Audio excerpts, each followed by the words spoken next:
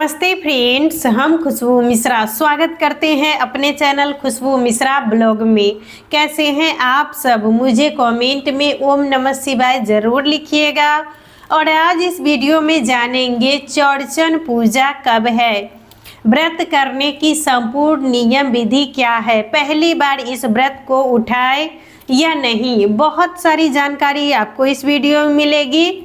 इससे पहले अगर आपने मेरे इस चैनल को सब्सक्राइब नहीं किए हैं तो इसे सब्सक्राइब कर लीजिए, बेल आइकन को ज़रूर प्रेस कीजिए जिससे वीडियो की नोटिफिकेशन आप लोग के पास सबसे पहले पहुंचे। भादो महीने के शुक्ल पक्ष में पड़ने वाली चतुर्थी तिथि को चौड़चन पूजा किया जाता है और इस दिन हम चंद्रमा की पूजा करते हैं, चांद को अर्घ देते हैं। और यह व्रत घर की सुख समृद्धि के लिए, संतान के लिए किया जाता है। और यह व्रत बिल्कुल छठ पूजा के ही जैसा है।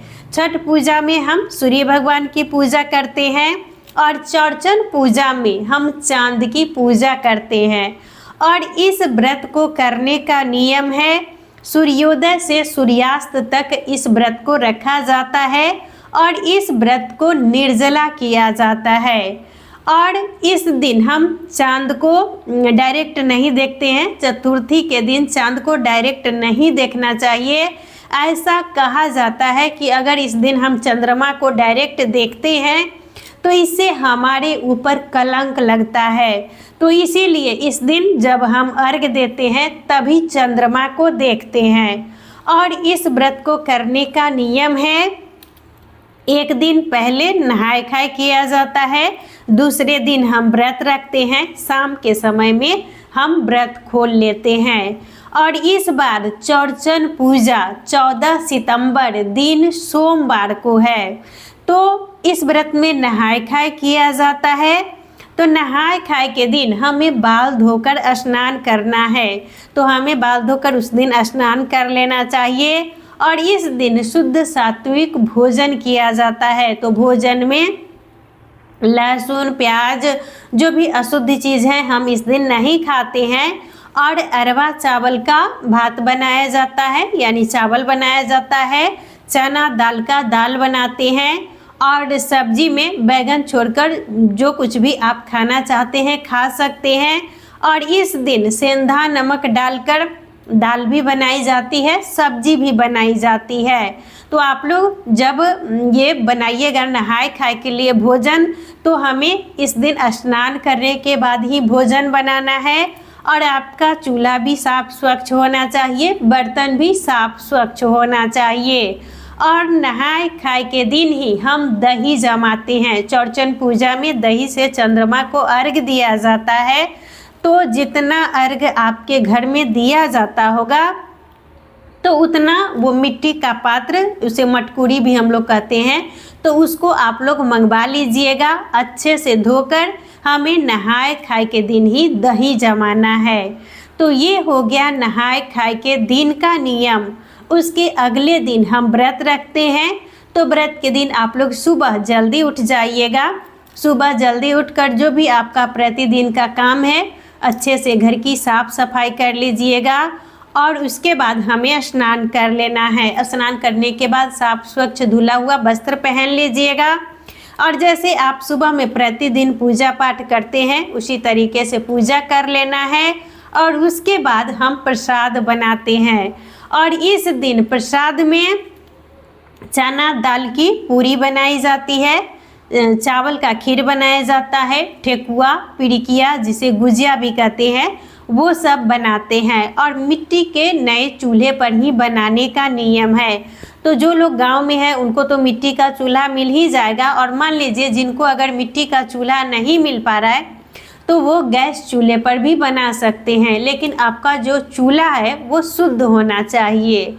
तो आप लोग प्रसाद बना लीजिएगा और समय से बना लीजिएगा ताकि शाम में आप अच्छे से पूजा कर सके। तो हमें प्रसाद बना लेना है।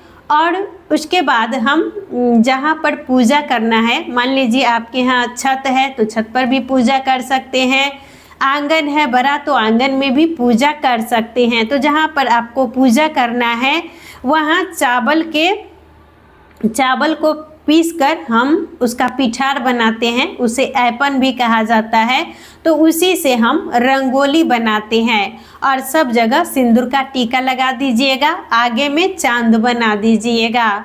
और उसके बाद हम स्नान करेंगे। इस पूजा को शाम के समय में किया जाता है, तो शाम होने से पहले आप लोग स्नान कर लीजिएगा। स्नान करने के बाद आपके पास नया वस्त्र है, वैसे हमारे इधर नया वस्त्र पहनकर ही इस पूजा को किया जाता है।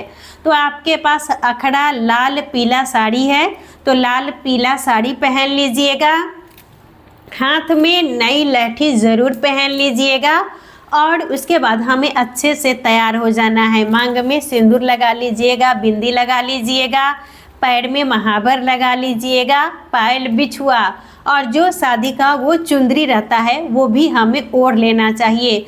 और वैसे भी कोई भी अगर व्रत कीजिए तो थोड़ा हमें इनर्जेटिक कुछ नयापन लाना चाहिए। ये ना कि हम व्रत किए हुए हैं तो हमारे मुंह पर उदासी है, हम काम किए हैं तो बहुत ज़्यादा परेशान हो गए हैं, तो वैसा नहीं करना है। पूजा पाठ कीजिए तो हमें हर्षोल्लास से करना है।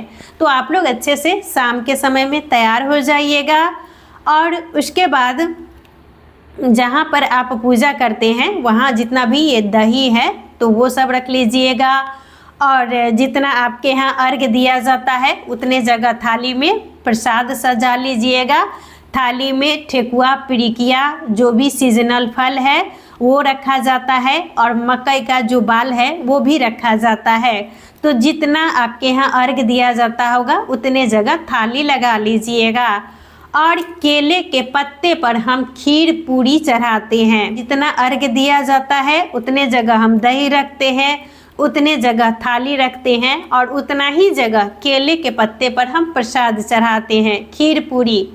तो एक पूरी पर आप लोग थोड़ा सा खीर रख दीजिएगा और उसको 4 पूरी से ढक दिया जाता है। उसके बाद हम अच्छे से चंद्रमा को अर्घ देंगे।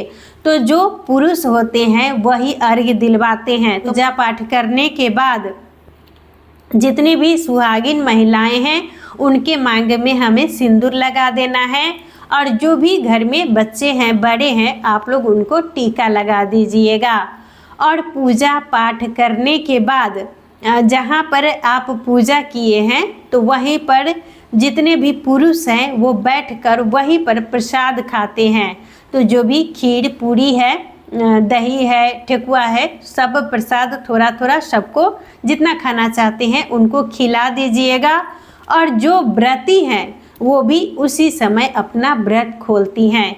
और शाम के समय में आप जो कुछ भी भोजन करना चाहते हैं, खीर पूरी सब्जी, ये सब आप खा सकते हैं। और चौरचन पूजा ज़्यादातर ये बिहार मिथिला में ही किया जाता है, ये मिथिलांचल का ही पर्व है। तो जो लोग मिथिला से हैं वो इस पूजा को करते हैं और ये परंपरा के अनुसार ही किया जाता है। जैसे छठ पूजा घर की परंपरा के अनुसार करते हैं वैसे ही ये चौरचन पूजा है तो घर की परंपरा के अनुसार किया जाता है। तो सबके घर में चौरचन पूजा होता ही है। जो लोग पहली बार इस व्रत को उठाना चाहते हैं, इस व्रत को शुरू करना चाहते हैं, वो इस व्रत को नहीं शुरू करेंगे। जो पहले से करते आ रहे हैं वही इस व्रत को करेंगे, क्योंकि इस बार मलमास यानी अधिक मास लगा हुआ था और मलमास लगने के बाद कोई भी हम नया व्रत शुरू नहीं करते हैं। तो अगर आप लोग पहली बार इस व्रत को उठाने की सोच रहे हैं तो आप लोग नहीं उठाइएगा। चतुर्थी तिथि प्रारंभ 14 सितंबर दिन सोमवार को सुबह 7:06 से शुरू हो जा रही है और चतुर्थी तिथि की समाप्ति 15 सितंबर दिन मंगलवार को सुबह में 7:44 पर समाप्त हो जाएगी। तो इस बार चौरचन पूजा 14 सितंबर दिन सोमवार को किया जाएगा और इस बार हरितालिका तीज और चौरचन पूजा दोनों एक ही दिन पड़ा है और दोनों का नहाय खाय भी एक ही दिन किया जाएगा। तो चौरचन पूजा करते समय हमें इन्हीं सब नियमों का पालन ज़रूर करना चाहिए। तो आज का वीडियो यहीं तक था, फिर मिलूँगी एक नए वीडियो में। वीडियो अच्छा लगे तो आप लोग इसे लाइक ज़रूर कीजिएगा। मेरे इस चैनल को सब्सक्राइब कीजिएगा। फिर मिलूँगी एक नए वीडियो में, तब तक के लिए नमस्कार। ओम नमः शिवाय।